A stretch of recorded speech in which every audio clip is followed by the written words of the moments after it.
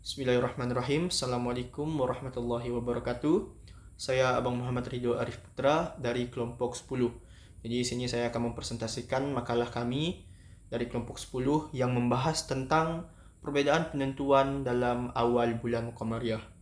Ya, mungkin langsung saja masuk ke materi. Jadi dalam penentuan awal bulan Qamariyah ini terdapat perbedaan di kalangan para ulama. Nah, jadi sebagian dari mereka ini menyatakan bahwa harus berdasarkan pada hasil Ruqyatul Hilal, sedangkan sebagian lain itu menggunakan metode hisab. Nah, jadi penetapan awal bulan ini berdasarkan pada keberhasilan Ruqyatul Hilal, harus memenuhi syarat-syarat. Nah, di sini juga terdapat perbedaan lagi mengenai syarat-syarat bagaimana keberhasilan Ruqyatul Hilal. Jadi di sini dari pengikut Hanafiyah ini mensyaratkan bahwa penetapan awal Ramadan dan Syawal itu berupa hasil Ruqyatul Hilal, satu kelompok besar, jika kondisi cuaca atau langit cerah. Nah, kemudian yang menjadi kesaksian atau keberhasilan Ruqyatul Hilal itu harus seorang yang adil pada kondisi berawan, berkabut atau sejenisnya. Jadi apabila nantinya pada saat melihat hilal itu kondisinya berawan, jadi diperlukanlah seseorang yang adil yang dapat menentukan. Nah, kemudian bagi pengikut Malikiyah ini mensyaratkan keberhasilan ruqyah dari 2 atau lebih orang yang adil dan mencukupi keberhasilan ruqyah satu orang yang adil pada kondisi hilal terdapat keraguan untuk dapat terlihat. Nah, jadi dari Malikiyah sendiri apabila kondisi hilal atau awan itu baik ya, tidak berkabut, maka di sini diperlukan 2 orang atau lebih orang yang adil tentunya. Nah, dan kemudian apabila nantinya pada saat melihat hilal kondisi hilal tidak dapat terlihat, maka diperlukanlah hanya satu orang yang adil dan tidak terdapat keraguan. Nah, kemudian untuk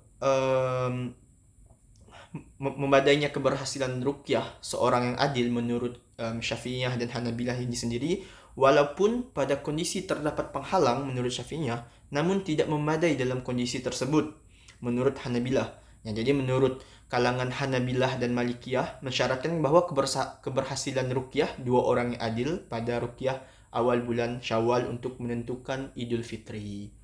Nah, mereka juga mempunyai perbedaan pendapat tentang kesaksian keberhasilan ruqyah oleh seorang perempuan. Nah, jadi diterima kesaksian atau keberhasilan Ruqyatul Hilal ini menurut Hanafiyah dan Hanabilah. Namun kesaksian tersebut tidak dapat diterima menurut kalangan Malikiyah dan Syafi'iyah. Ya, jadi menurut pengikut dari Hanafiyah dan Hanabilah bahwa kesaksian seorang perempuan itu tidak dapat diterima kesaksian atau keberhasilan Ruqyatul Hilal. Nah, namun bagi pengikut Malikiyah dan Syafi'iyah, kesaksian tersebut jadi menurut Hanabilah dan Hanafiyah, kesaksian seorang perempuan itu dapat diterima dalam penentuan Ruqyatul Hilal. Nah, berbeda dengan kalangan Malikiyah dan Syafi'iyah, mereka mengatakan bahwa kesaksian seorang perempuan itu tidak dapat diterima. Nah, baiklah.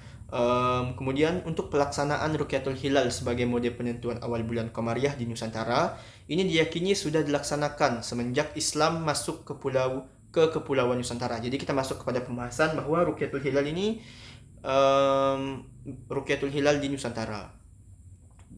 Hal ini didasari dengan adanya perintah untuk melaksanakan Ruqyatul Hilal sebelum umat Islam melaksanakan ibadah puasa. Nah, Ramadan dan hari raya Idul Fitri. Jadi setiap tanggal 29 Sya'ban dan 29 Ramadan, umat Islam ini beramai-ramai pergi ke bukit-bukit atau pantai-pantai untuk bersama-sama menyaksikan hilal. Nah,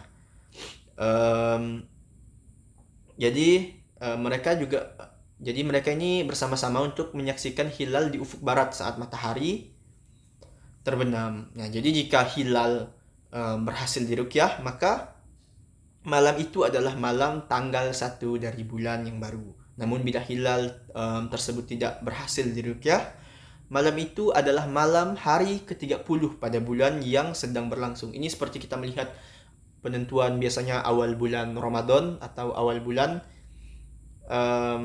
Syawal, pada penentuan awal bulan Ramadan kapan kita memulai puasa, dan penentuan awal bulan Syawal untuk kita melaksanakan Idul Fitri. Nah, jadi di sini di dalam perkembangan hisab penentuan awal bulan Komariah di Indonesia. Di sini yang pertama, tahapan perkembangan ilmu falak, terutama yang berhubungan dengan penentuan awal bulan Komariah di Nusantara, terkait perkembangan secara sains dapat diklasifikasikan sebagai berikut. Mungkin saja saya langsung jelaskan secara singkat, sebutkan secara singkat ya. Yang pertama itu hisab urfi kalender Jawa Islam. Nah, kemudian ada lagi pengaruh Ulugh Beg yang wafat pada tahun 1499 Masehi dengan tabel Zij Sultani. Kemudian ada juga pengaruh Matla As-Sa'id fi Hisabat Al-Kawakib ala Rat Al-Jadid dan Al-Mahajjid Al-Hamidiyah.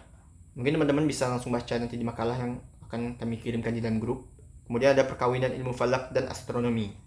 Nah, mungkin sekian yang dapat saya sampaikan. Kurang lebihnya saya mohon maaf. Terima kasih atas segala perhatiannya. Assalamualaikum warahmatullahi wabarakatuh.